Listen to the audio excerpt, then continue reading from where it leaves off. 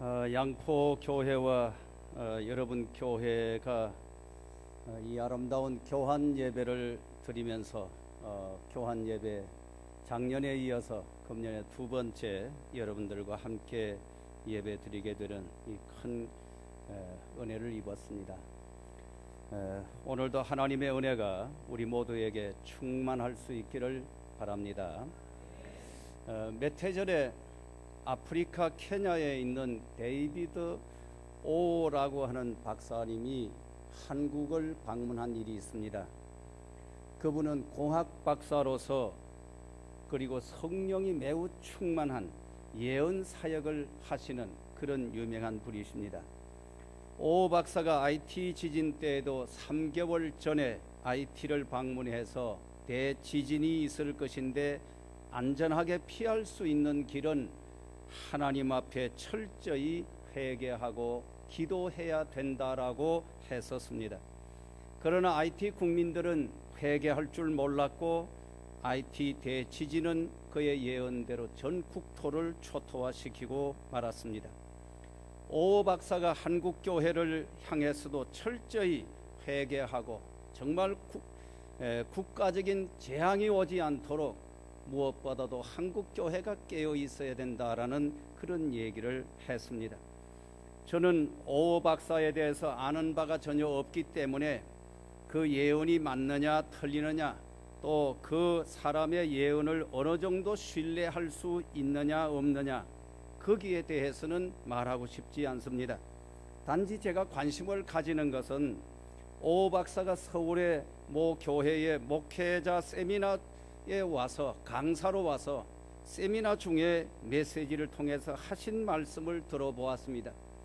그 중에 중요한 내용은 주의 재림이 점점점 임박해 왔다 하는 얘기, 그리고 주님이 한국교회를 너무너무 사랑하신다는 것, 그리고 한국교회 주의 종들과 성도들이 철저히 잘못을 회개하고 그리스도의 신부로서 주님을 기쁘게 맞이할 수 있는 만반의 준비를 해야 된다. 한국교회가 세속적이고 타락한 모습을 버리고 하나님 앞에 바로 서는 길만이 나라와 민족을 위기에서 지킬 수 있는 길이라고 강조했습니다. 그런데 그 정도의 예언이라면 전혀 우리가 놀랄 것은 없습니다. 왜냐하면 성경 속에 이미 이런 내용들이 다 예언되어 있기 때문에 그렇습니다.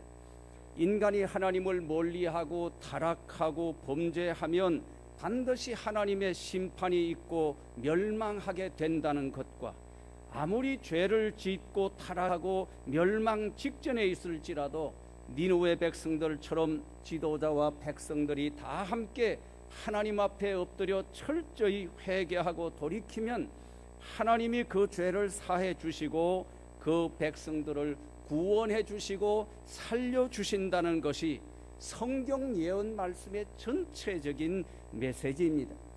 하나님은 오늘 본문의 말씀에서도 그 같은 말씀을 강조하고 있습니다.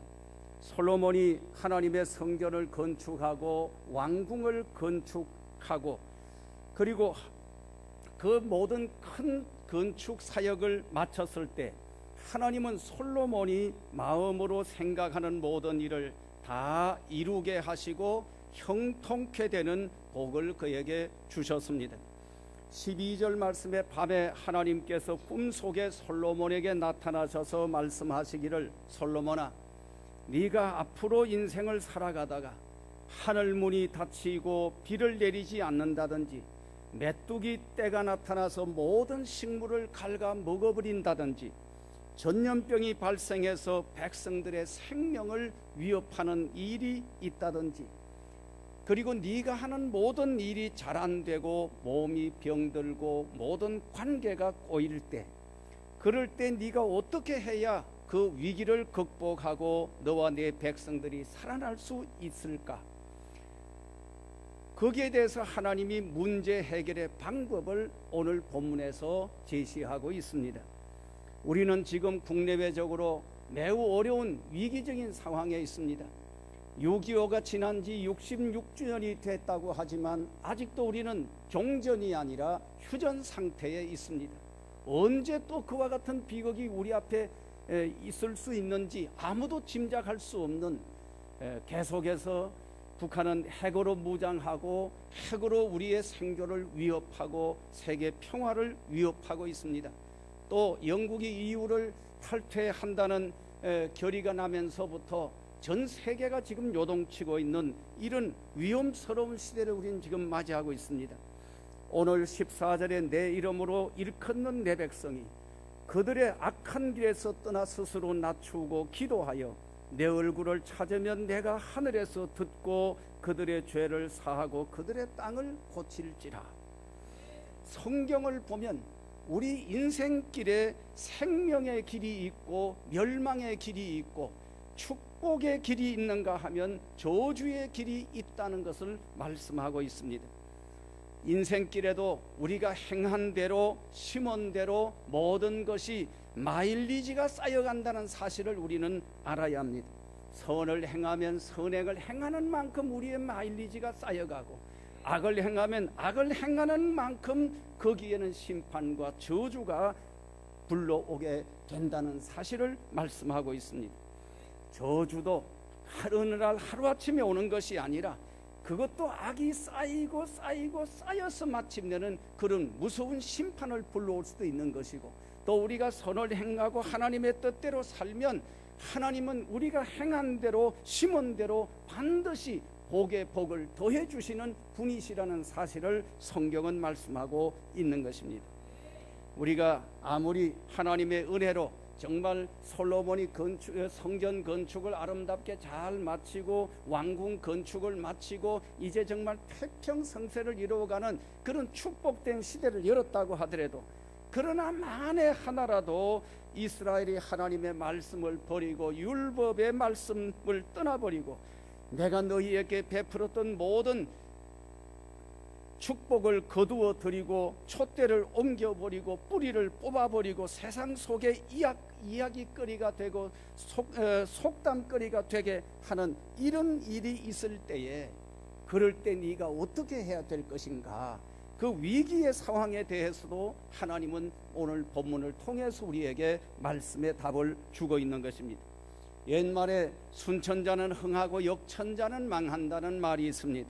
성경은 우리가 하나님의 말씀대로 살고 하나님의 뜻대로 살면 영혼이 잘됨같이 범사가 잘되고 형통하고 강건하게 되는 이런 역사가 일어난다고 하시지만, 하나님을 거역하고 불순종하고 타락하고 범죄하면 개인도 나라도 민족도 망하게 된다는 사실도 성경은 함께 말씀하고 있는 것입니다.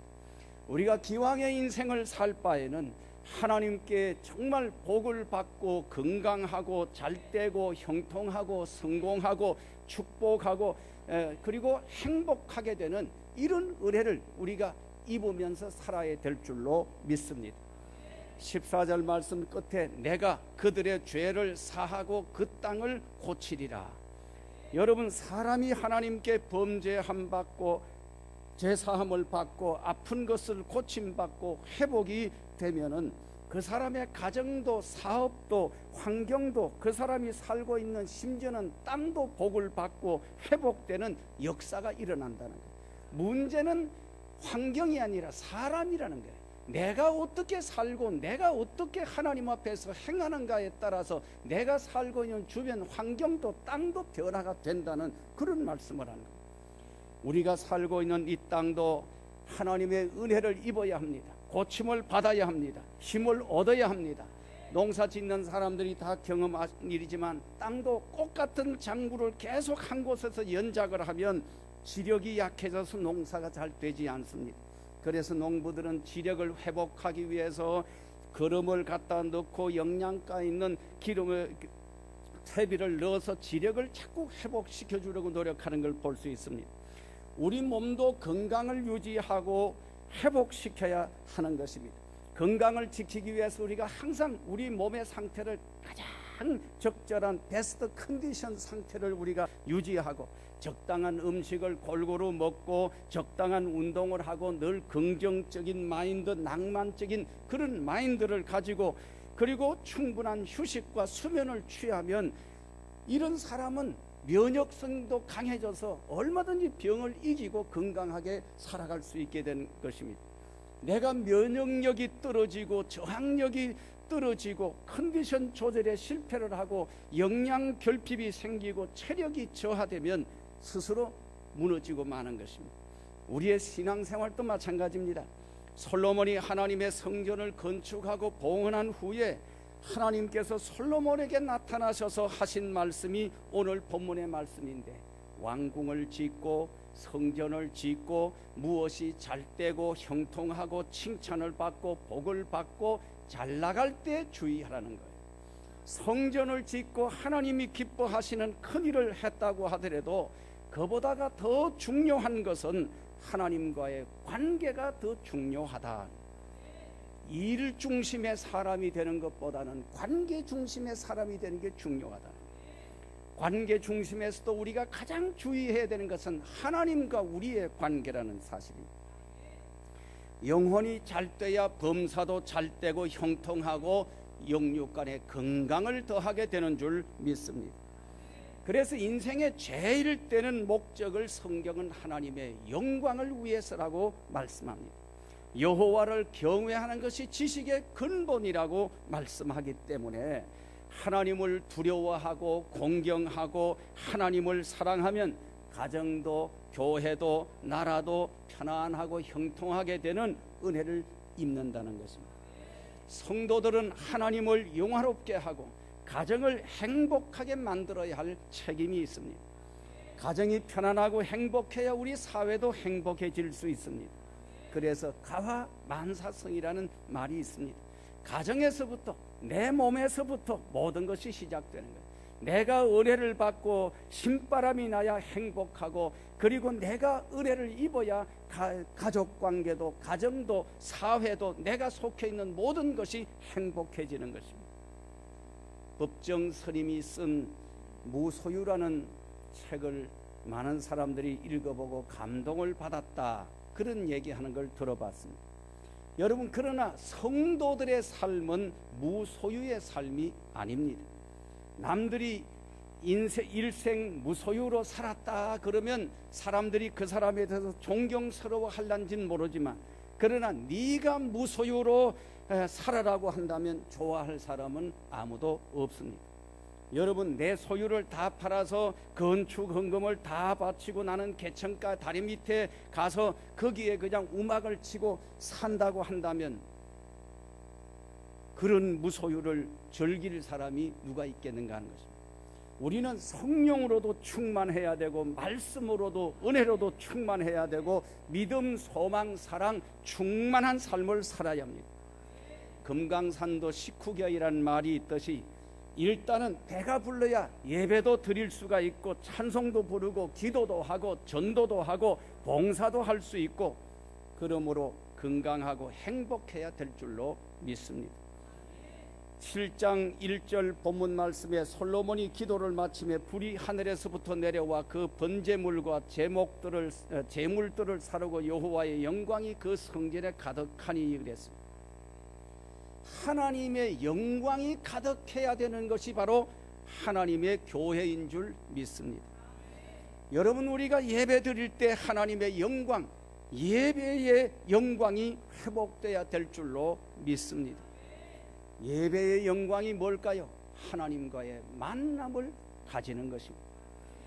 예배는 그리스도인들의 축제와 그리스도인들의 페스티벌이고 하나님과의 만남이며 하나님의 임재를 체험하는 것이고 하나님께 영광을 돌려드리는 것입니다.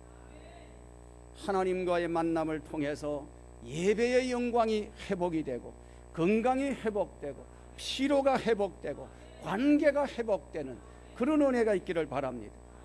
솔로몬이 기쁜 마음으로 하나님께 성전을 지어드리고 봉헌함으로 하나님은 죄를 사해 주시고 그 땅을 고쳐 주시고 하나님과의 관계를 회복시켜 주시고 예배의 영광도 회복시켜 주시고 솔로몬이 기도를 마쳤을 때 하늘에서 여호와의 불이 임해서 재물을 불사르고 하나님의 응답의 역사가 일어나고 하나님의 영광이 성전 안에 가득하게 됐다 그랬습니다.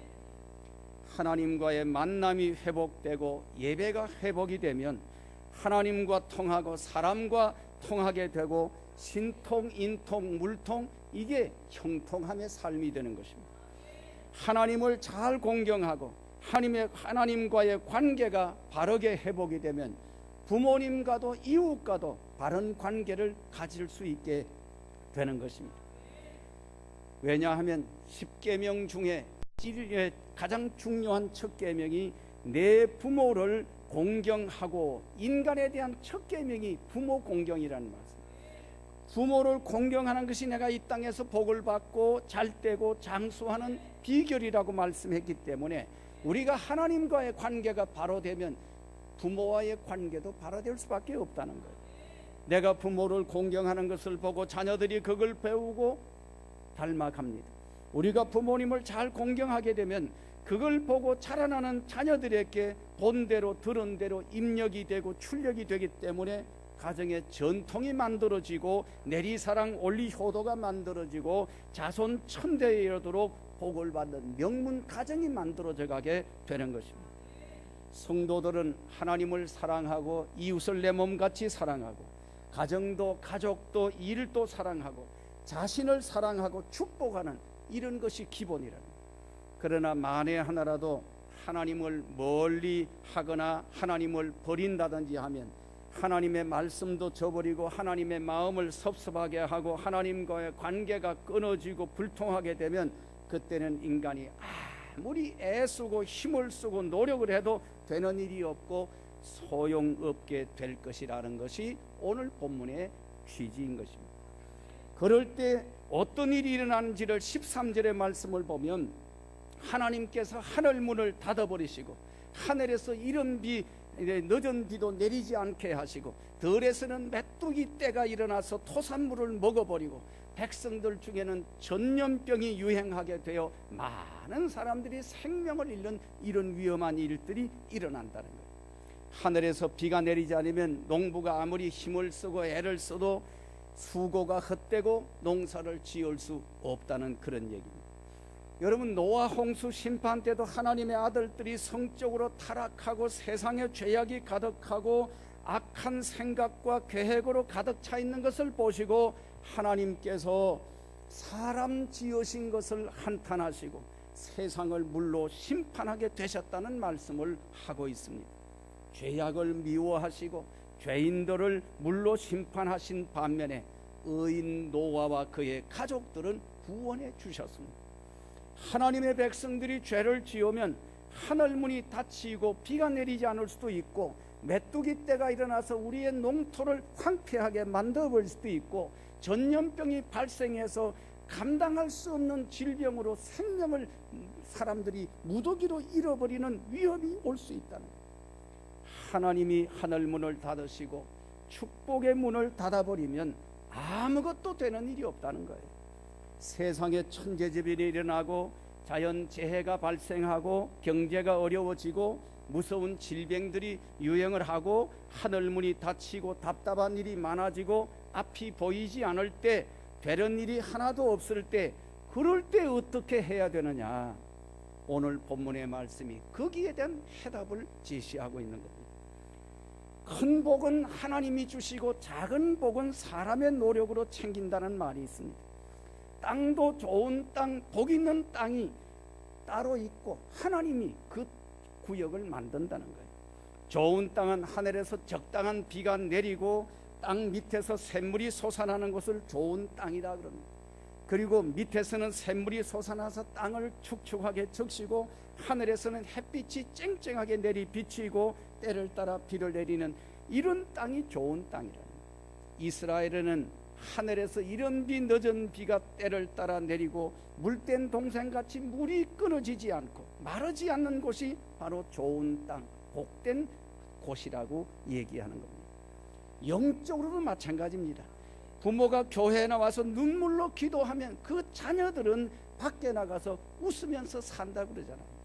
눈물의 기도는 하나님께 상달이 되고 응답되는 줄로 믿습니다. 눈물의 기도는 하나님의 보좌를 움직이는 힘이 있습니다. 눈물의 기도는 죽을 생명도 살리는 힘이 있습니다. 하나님은 히스기야의 눈물의 기도를 보시고 죽을 병도 고쳐서 생명을 15년간 연장시켜 주셨습니다. 한나의 눈물 어린 기도로 사무엘이라는 위대한 아들을 하나님이 그에게 선물로 주셨습니다. 제가 어느 기도원에 들어가다가 보니까 기도원 입구에 잠든 영혼은 깨우고 병든 영혼은 고치고 죽은 영혼은 살리자, 이런 구호를 현수막에 붙여놓은 걸 봤어요. 정말 마음에 드는 멋있는 구호라고 생각을 했습니다. 여러분, 사람은 누구나 자꾸 자고 싶고 눕고 싶은 게 인지상정입니다. 뛰어가다가 보면 이 숨이 차서 걸어가고 싶고, 걸어가다가 보면 그냥 가만히 있다가 앉아있고 싶고, 앉아있다 보면 누워있고 싶고, 그런 게 우리 사람들이 누구나 다 편한 걸 좋아하고 편한 쪽으로 흘러가는 게 현대인들의 모습입니다. 서 있는 것보다는 앉아 있는 게 편하고, 앉아 있는 것보다는 누워 있는 게 편하고, 누워 있는 것보다 더 편한 게 있어요. 공동묘지감이. 내 육신이 하자는 대로만 따라가다가 보면 결국은 죽는다는 거예요. 먹고 싶은 거 다 먹고 하고 싶은 거 다 하고 살면 지옥으로 가는데 아무 지장이 없어요. 그러므로 잠든 영혼은 깨워서 기도하게 해야 합니다. 병든 영혼은 하나님의 말씀으로 치료하고 고쳐야 합니다. 그리고 죽은 영혼은 예수의 보혈의 능력으로 살려야 합니다. 14절 말씀에 내 이름으로 일컫는 내 백성이 그들의 악한 길에서 떠나 스스로 낮추고 기도하여 내 얼굴을 찾으면 내가 하늘에서 듣고 그들의 죄를 사하고 그들의 땅을 고칠지라. 죄를 용서하시고 땅을 고쳐주시고 문제를 해결해 주시고 관계를 회복시켜 주시겠다는 말씀입니다. 너희는 내 이름으로 일컫는 내 백성이라고 말씀을 했습니다. 비록 죄를 지었을지라도 너희는 신분과 소속과 자격이 근본적으로 다른 사람이라는 거예요. 너희 백성들은 하나님의 왕같은 제사장들이고 하나님의 소유된 백성들이고 영에 속한 하나님의 사람들이기 때문에 이방인들처럼 무엇을 먹을까, 무엇을 마실까, 무엇을 입을까, 그런 것 가지고 염려하지 말라는 거예요. 아무리 힘들고 어렵고 힘든 고난의 때가 오더라도 부지런히 하나님을 찾고 하나님께 나가서 문제를 풀고 해결해야지 엉뚱한 데 가서 풀려고 하지 말라, 그 얘기입니다. 하나님은 솔로몬에게 경고의 말씀을 주시면서 너의 앞에 항상 축복과 저주의 두 길이 있다는 거예요. 네가 살고 복되고 잘되기 위해서 언제나 생명의 길, 축복의 길을 선택하라고 말씀하는 거예요.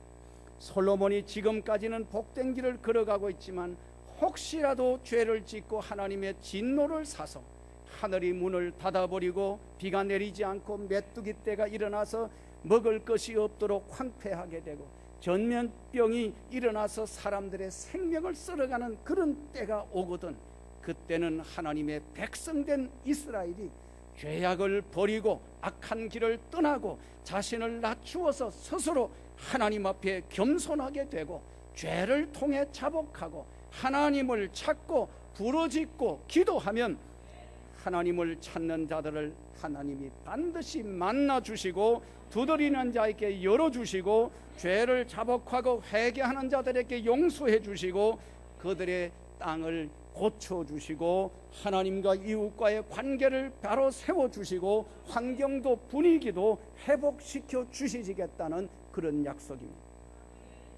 오늘 이 말씀은 오늘 이 시대를 살아가는 우리 한국교회가 귀담아 듣고 실행에 옮겨야 할 말씀이라고 생각합니다. 지금은 저와 여러분들이 모든 악을 버리고 하나님께로 돌아가야 할 때입니다. 스스로 자신을 낮추어 겸손해져야 할 때입니다. 하나님 앞에 엎드려 죄를 자복하고 회개하며 기도하며 부지런히 하나님을 찾아야 할 때입니다. 이 땅에 이런 운동이 일어나면 하나님이 하늘에서 들으시고 우리의 모든 죄를 용서해 주실 것이고 이 땅을 고쳐주시고 치료해 주시고 정치, 경제, 교육, 국방, 외교 모든 면에서 우리나라와 백성들을 하나님이 지키고 보호해 주셔서 이 땅에 하나님의 영광이 가득하게 하실 줄로 믿습니다. 기도하겠습니다. 하나님 아버지, 은혜를 감사합니다. 오늘 또 거룩한 주일 하나님의 전으로 저희를 불러주셔 우리 하나님 아버지 앞에 나와 예배하며 예배를 통해서 하나님의 임재를 체험하며 하나님의 말씀을 귀담아 들을 수 있는 은혜를 주셨사오니 감사합니다. 주님, 말씀을 듣기만 하는 자가 되지 않고 이 말씀을 마음판에 새기게 하시고 이 말씀을 붙들고 힘써 하나님 앞에 나아갈 수 있는 저희 모두가 되게 하여 주옵소서. 예수 그리스도의 이름으로 기도하옵나이다. 아멘.